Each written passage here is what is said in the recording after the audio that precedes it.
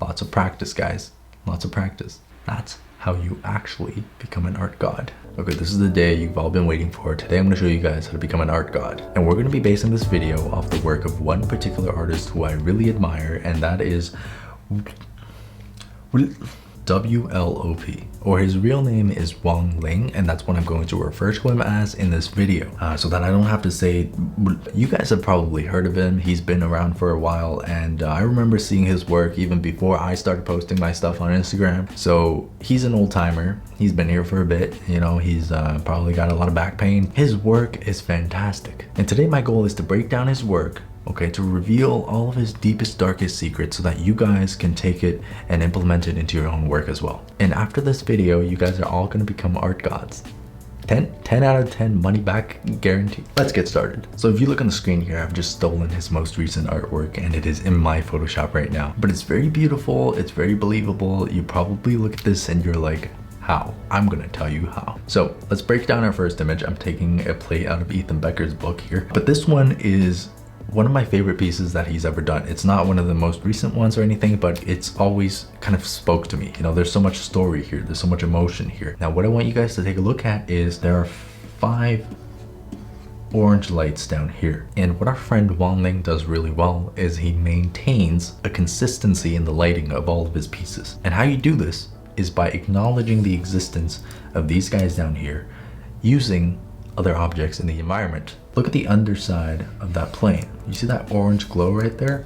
That is there because it's reflecting the light that's coming up from these light sources. Even over here, the panel that opens up for the landing gear, you can see that the side that's facing down is catching that orange light. Same thing on this side. The side that's facing down catches that orange light. And here on the underside of the wing, you see that orange light bouncing off of that wing. And if we move ourselves up to the front, you can see some very faint traces of orange on the underbelly of that plane. And it's stuff like this, small things like this, that can take the lighting scenario of a painting from good to great. Now let's go up here, okay? Look at that green light right there. Look at that little reflection right there. And I'm thinking that's probably light from inside the terminal that he thinks would be bouncing off of the glass, which I think is a crazy good attention to detail. You see that yellow streak right there? What that is a reflection of the light. Oh my God, stop messaging me. Okay, calm, inner peace, okay.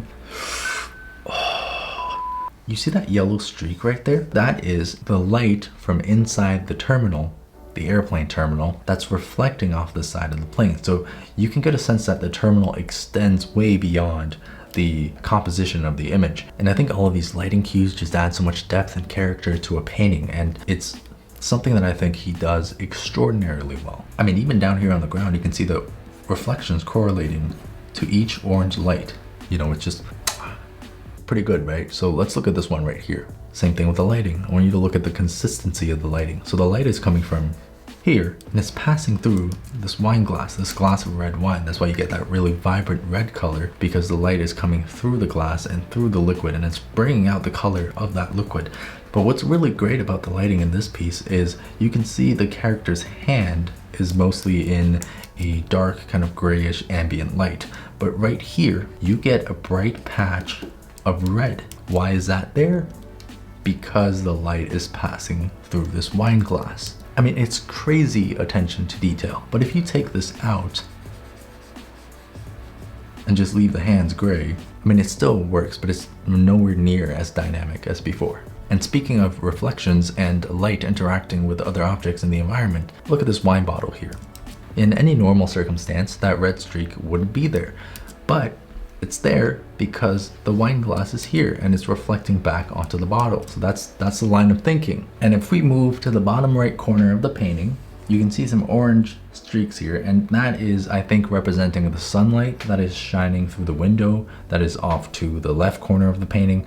But if you zoom in on the shiny armor or jewelry on the character, look at that orange streak right there, and a little bit of orange there, a little bit of orange there, and some bright spots down there as well. All of that is there because the light here is reflecting back onto that armor, right? So everything inside the scene interacts with the light source and with one another. Okay, so here's another example of that. You see this bright yellowish kind of color on the bottom side You see that reflection there, that right there, and the reflection right there. And why is that all there? I want you guys to guess. 3, 2, 1. No, you didn't guess it. So the light is coming and hitting that hair, and it's bouncing back onto this armor. So you see that bright rim because there's a bright rim here. The objects are reflecting off of one another. They're interacting. Everything in the scene is interacting to one degree or another. Pretty crazy, right? So let's look at this one. I really like this one because I'm a fan of Dark Souls. The character is looking down at that bonfire, but this light is going to radiate up and it's going to hit all the areas where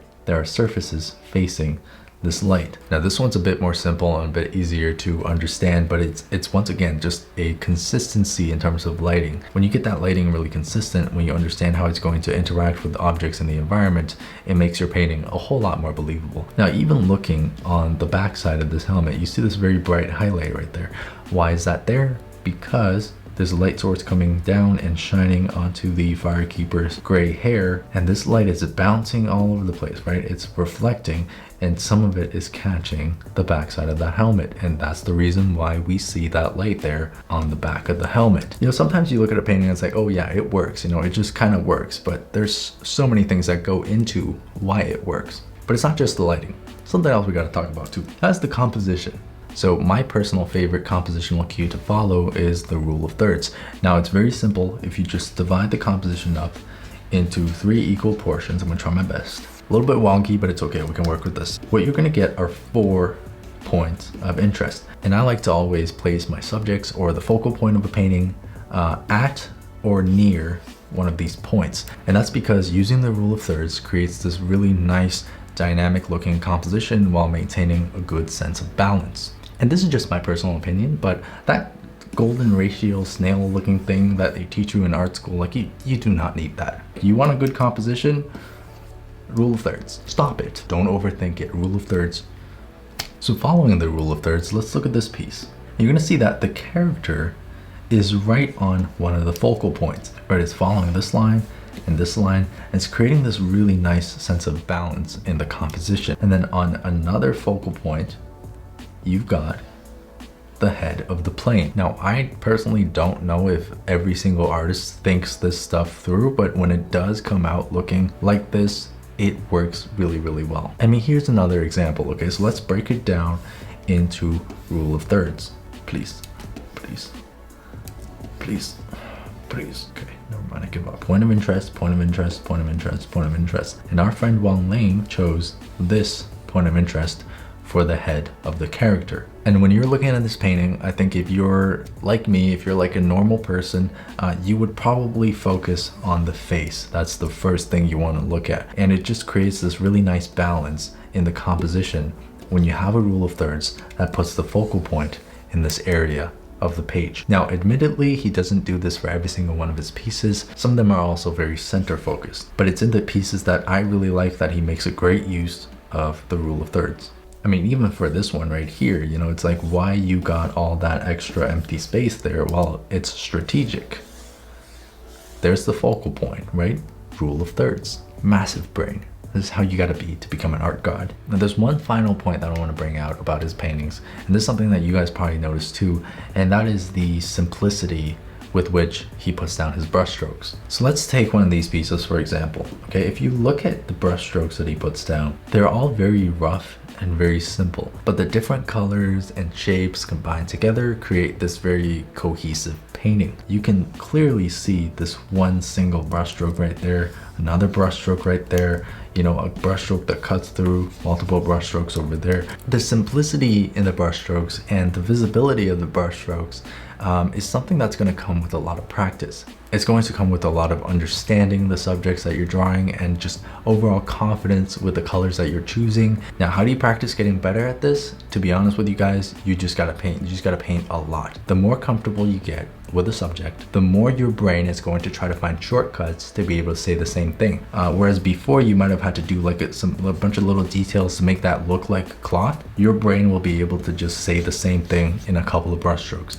because you're comfortable and familiar and you have that mental library of knowledge on how to make brushstrokes look like objects. Now, there's no shortcuts for this. This just comes with practice and familiarity. But everything else we've covered, like the lighting detail in the environment, how they interact with one another, that's all stuff that you can pay attention to right now in your painting. And it's gonna take your art from good to great. It's gonna make your painting that much more dynamic. And also what we talked about with composition, right? Rule of thirds, knowing where to place the focal point in a composition. Doesn't matter where your subject is, a good composition is going to make that painting really stand out. So let's go on to the final piece. This is a very simple composition. There's no rule of thirds, but it gets the job done, you know, because the focal point is right there in the center of the painting. If you look at the details though, here's what I really admire about his work. Now, there's the color there, you can see the brush strokes very clearly. There's no crazy detailed rendering on the chains or anything like that, but it's just a combination of colors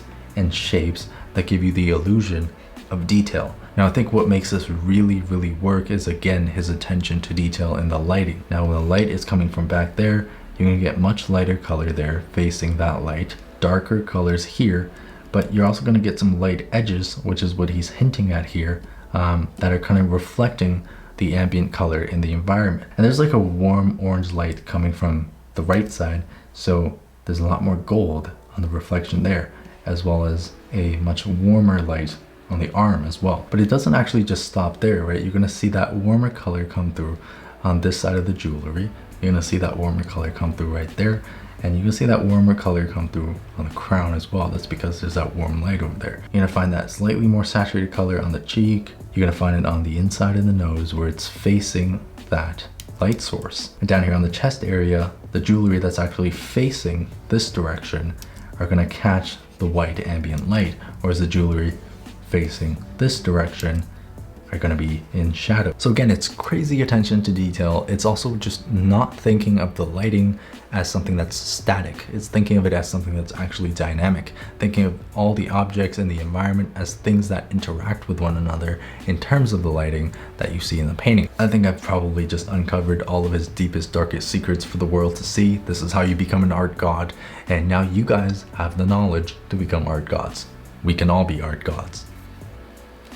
But in all seriousness, you know, if you see the work of people you admire, try to do some analysis of the way they do things. You know, looking at the detail in Wang Ling's work can really teach you a lot about just how much objects interact with each other in an environment, in a lighting scenario. Like, pretty simple. Get your lighting down, get your composition down, say a lot with very little, and you become art god too, you know, isn't it? But I wanted to make this video for you guys who might have been like, how? You know, you see these pieces and you're like, how? Here's how. You know, you break it down, it's not that complicated, okay? It's very achievable with a lot of practice. So all of you guys who want to get better, who want to get to this level eventually, lots of practice, guys, lots of practice. That's how you actually become an art god. Anyways, I hope this was helpful for you guys. I hope you got some good information out of this. Analyzing other artists' works is something that I do all the time in my head, but I thought, hey, maybe I'll share this with you guys so that you guys can get in my head and learn how to become an art god. Thank you so much for watching this video. If you haven't subscribed yet, feel free to do so if you want to see more digital art content just like this. Hope this has been helpful for you guys, but with that being said, I'll see you guys on the next video. Who's a good boy? Yeah, buddy, who's a good boy? You want to become an art god? Look.